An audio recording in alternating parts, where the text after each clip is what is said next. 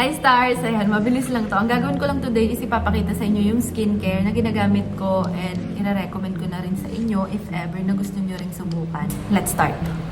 First, I'm going to use Centella Cleansing Oil. Super gentle and perfect sa sensitive skin. Nakakatanggal siya ng makeup, sunscreen, at dirt without leaving your skin dry. Ang sarap niya sa feeling kasi hindi siya mabigat or greasy. Pagkatapos mo i-massage sa face, lagyan mo lang ng konting water para mag-milky yung oil. Tapos i-massage ulit bago banlawan. Promise, super linis sa feeling. Next, gamit ako ng cleansing foam. Ito yung magtatanggal ng natirang impurities. Foamy siya pero hindi stripping so your skin stays soft. Ang gusto ko dito, sakto lang yung dami na nilalagay ko pero sobrang lambot niya sa balat at parang fresh agad pakiramdam.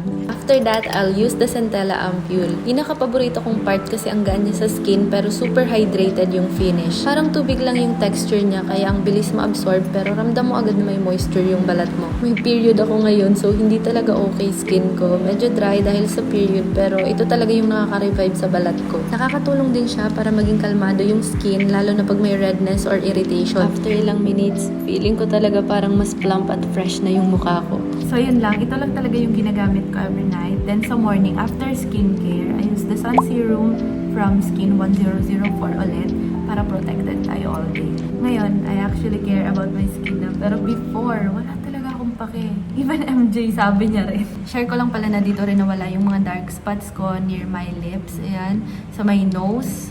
Sa totoo lang, ito yung pinaka-effective na brand or product na nasubukan ko. Pero, syempre, magkaiba-iba tayo ng skin type. Kaya pwedeng effective siya sa akin at hindi siya umepek sa'yo. Pero sabi ko nga kung gusto mong subukan, pwede ka rin namang bumili ng smaller version nila. So, bumili ako nito para kapag magta-travel ako or makikitulog. Ito yung dadalhin ko. Super mild lang talaga siya. Kaya love na love ko tong product na to. Talagang bibili ako kapag naubos to.